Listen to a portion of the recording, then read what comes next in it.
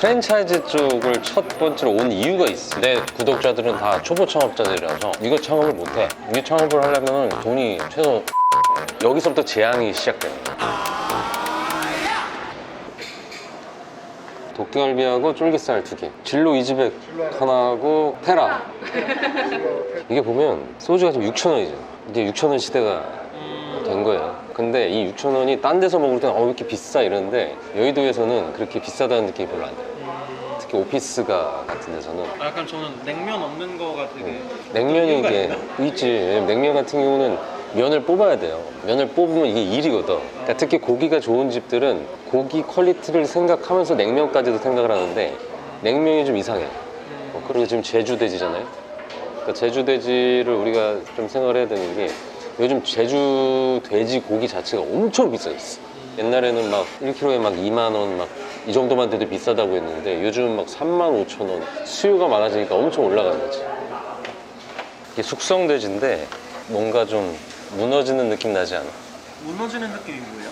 기름, 이 비계가 숙성고에 들어가서 이렇게 오랫동안 숙성을 시키다 보면은 흐물흐물해지는 그렇지 이렇게 좀 무너지는 거야. 옛날에는 난 되게 막 신선하고 쫄깃쫄깃한 게 좀 좋았던 시절이 있었는데 요즘은 좀 이런 좀 부드러운 거? 어차피 오늘은 내 취향에 맞는 고깃집을 온 거니까 맛있게 한번 먹어보자고. 진짜 이거 도끼처럼 생겼다. 그 돈마호크, 그러니까 구워주실 거야. 오늘 또 맛있게 먹어야 되니까 소맥 내가 한 잔 말아줄게요. 근데 내가 소맥 자격증 있거든요? 드립인 거죠? 아니 진짜로. 진짜 있어요? 아 진짜? 아 그런 게 있어요? 그럼.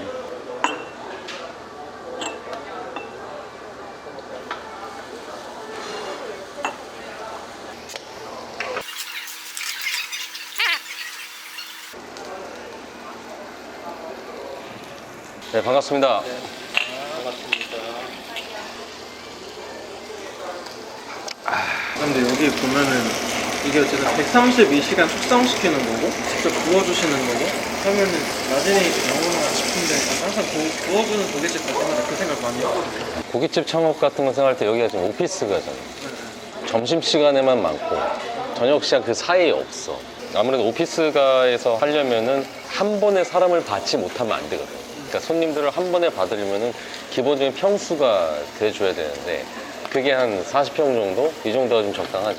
고깃집이 좀 더 심하겠네요. 회전 요리 뭐 굽고 하려면은 보통 점심시간 직장인들 뭐 1시간 이럴 텐데. 그렇지.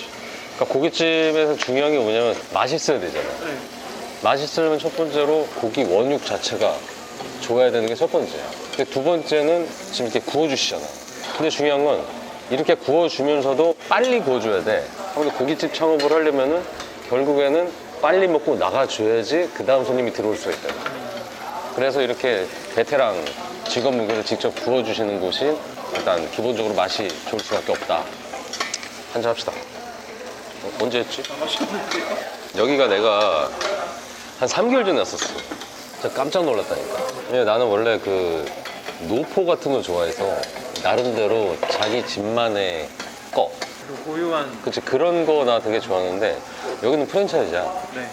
프랜차이즈인데 고기에서 이 집만의 거 같은 그런 느낌이 나는 게 좀 신기하다. 그냥 딱 봐도 명란젓이나 먹어보자. 근데 오늘 지금 우리가 컨텐츠 찍고 있는데 구독자분들이 좀 오해를 할 수가 있는 게 어제 우리가 여기 홍보하러 온 건 아니잖아. 그렇죠. 우리가 홍보를 해도 이거 창업을 못해. 왜냐 내 구독자들은 다 초보 창업자들이라서 이 창업을 하려면 돈이 최소 4억?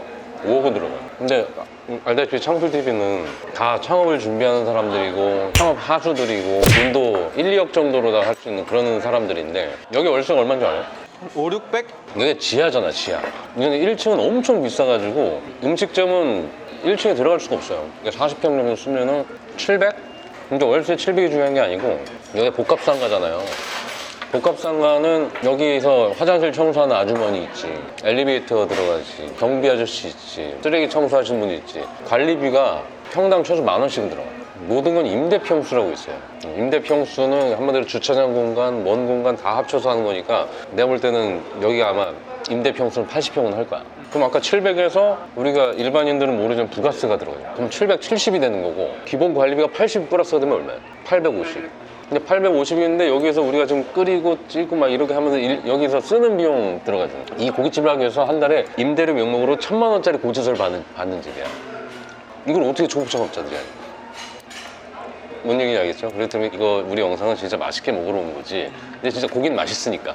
그러니까 소맥을 맛있게 좀 먹자. 원래 고깃집이 창업 비용이 많이 들어요? 아니면 여기가 유독 고깃집 중에서도 비싼 거예요? 고깃집 창업 비용이라는 게 글쎄 여기 여의도야.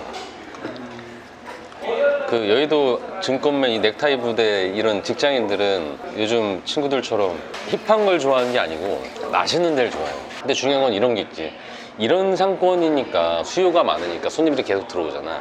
근데 이런 걸 보고서 아 이거 맛있으니까 우리 동네에서 될 것 같아. 여기서부터 재앙이 시작되는 거야. 왜냐면 일하시는 분들은 뭐 4명을 세팅을 해놨단 말이야. 꽉 차도 자를 수 있는 세팅을 해놨는데 한 바퀴까지 됐어. 근데 2바퀴가 안 돌아가. 그럼 그분들이 놀아야 돼. 여기서부터 재앙이 시작되는 거야. 고깃집 창업할 때 제일 애매한 금액이 2억 갖고 있는 사람. 본인들은 2억을 모으는데 많은 노력을 했겠지만 2억 가지고 할 수 있는 게 없어. 아니 2억 가지고 하려면 아까 40평 하려고 하면 그냥 기본적으로 1억 6천이 드는데 그럼 보증금 4천만 원 낼 돈밖에 없어. 이런 데서 제대로 하시는 분들은 돈을 벌어. 그러니까 내가 항상 얘기하는 게 이거 맛있잖아. 프랜차이즈가 난 너무 좋은 시스템을 생각하는 게 고기 관리하는 게 얼마나 어려운 줄 알아? 근데 이 집은 완벽하게 고기 관리가 잘 되는 집이야. 근데 고기 관리하는 비용이 늘어나잖아.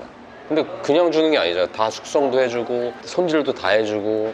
근데 중요한 거는 이런 집 같은 경우는 원가율이 40%가 넘어.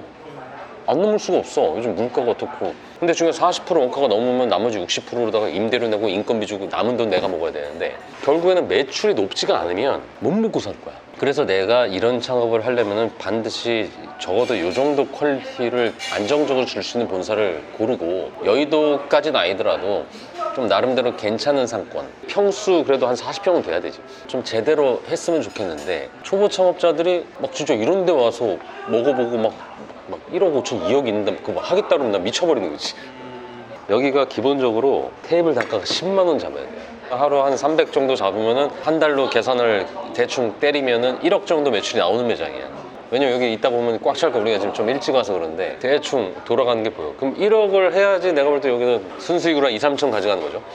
아니, 그런 거 있어요? 약간 요 식업에 비전이 있다 하는데 메뉴는 크게 상관없다 하면 약간 난이도별로 이런 고깃집은 좀 어려운 편이고 분식은 좀 쉽고 뭐 이런 거 있어요? 약간 티어. 분명한 거는 어떤 사람이든 창업을 시작하면은 한 10개 아이템은 하게 될 거예요. 9번 망해서? 망하든 아니면 또 다른 도전이든. 그러니까 초보 창업자들이 뭐 진짜 너무 잘못하는 게 내가 고깃집을 선택했어.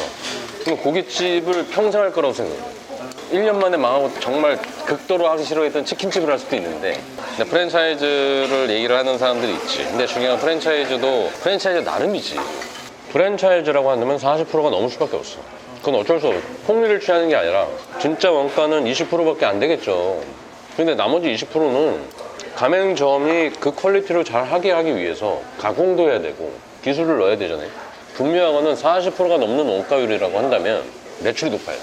매출이 높으려면 어떻게 해야 돼요? 결국에 임대료가 높은 데 들어갈 수밖에 없고 상권이 좋은 데 들어가야 되고 그리고 한 명 인건비를 써도 그 인건비가 한 번 잘라주고 한 3시간 노는 게 아니라 계속 잘라야지. 그만큼 인건비 누수가 없이 그런 데 들어가라는 거예요. 그러니까 지금 돈 좀 있고 나름대로 좀 고수 창업자들은 지금 천국이야, 천국. 그냥 이 프랜차이즈 골라서 하면은 돈을 한 2, 3천씩 벌어.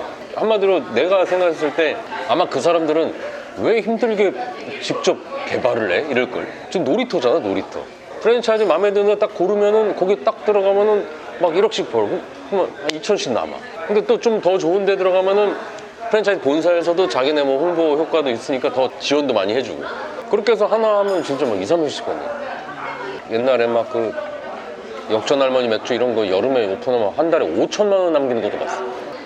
그런 식으로 돈이 있고 나름대로 투자자적인 마인드가 있고 나름대로 장사에 장자를 아는 사람들은 달러빚을 내든 대출 이자 이빠이 해도 하라 이거예요. 근데 이 초보들이 문제인 거죠.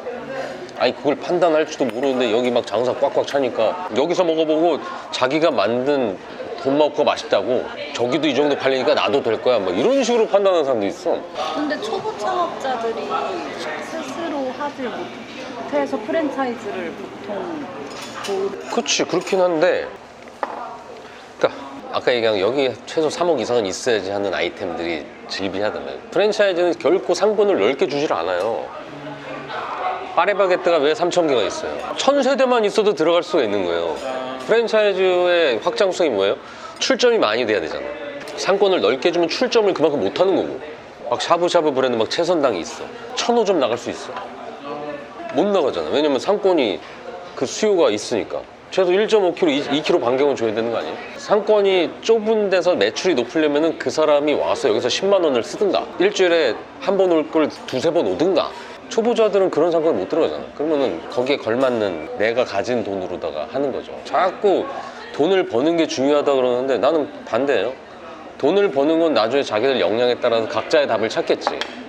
근데 처음에 창업할 때 중요한 거는 일반인에서 그냥 자영업자라도 신분 전환하는 거를 연착륙을 하냐. 왜냐면 한 번 자영업을 하면 그 다음서부터 다시 직장을 하기 힘들어요. 그럼 첫 시작을 한 달에 얼마 받는 게 중요하냐, 아니면 내가 자영업자라는 이름을 달고서 사는 데 있어서 맥을 잡고 안 죽냐. 난 너무 신기한 게 이번에 코로나 때도 웃긴 게 프랜차이즈 사람들은 못 버티고 다 자빠져가지고 보상금도 못 받는 사람 되게 많은데 시장통 막 월세 막 1,000만 원에 월세 50짜리 있는 가게 이사장님들 다 받았어.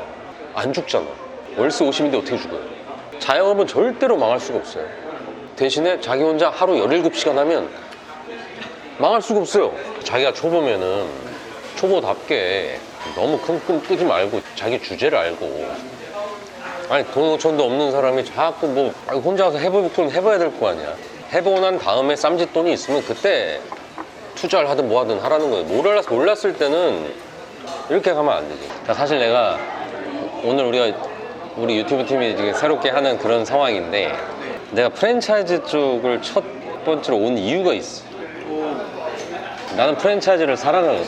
근데 사람들이 난 프랜차이즈를 싫어하는 줄 알아. 근데 나는 솔직히 창풀TV를 보는 사람들이 다 너무 초보들이니까 거기에 대한 걸 좀 이렇게 조심하는, 어떻게 보면 프랜차이즈를 좀 필터링 해주는 역할을 하는 건데, 프랜차이즈냐 가맹점이냐 본사 가맹점, 이게 선과 악의 구도로 잡는 이게 사실 너무 웃기는 얘기거든.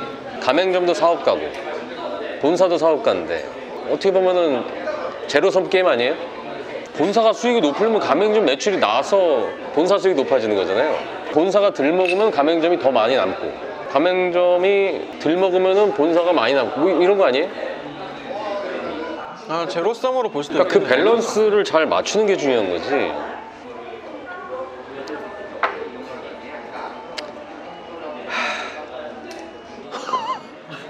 그러니까 초보 창업자라고 한다면은 내 수준에 맞춰서 하는 게 맞고, 근데 만약에 내가 정말 돈을 좀 벌고 제대로 좀 하겠다 그러면은 이 브랜드에 맞는, 이 프랜차이즈 브랜드에 맞는 수준 높은 고기를 공급할 수 있는 곳인가, 그 다음에 거기 맞는 상권에 들어가야지. 이게 엄청 중요해요. 그래서 제가 얘기하는 거는, 오늘 뭐 제가 프랜차이즈가 왔지만 프랜차이즈가 좋냐 개인이 나쁘냐, 개인이 좋냐 프랜차이즈 나쁘냐 이게 아니고, 스스로 좀 맛있는 고기를 할 수 없다고 한다면 맛있는 걸 받을 수 있는 걸 가야죠. 그런 프랜차이즈를 찾고, 내가 선택한 고기가 맛있으니까 무조건 잘 되니까 구석탱이에 가도 올 거다 이게 아니고 좋은 자리 가야죠. 여기에 대한 그런 것들을 알고서 하시라는 얘기고, 그게 아니면은 맛있게만 먹고 이걸 보고 꿈꾸지 말라는 거예요. 이러면 또 뭐 창업자들 무시하는 거예요. 어쨌든 생존을 하기 위한 이런 거를 좀 하자 이겁니다.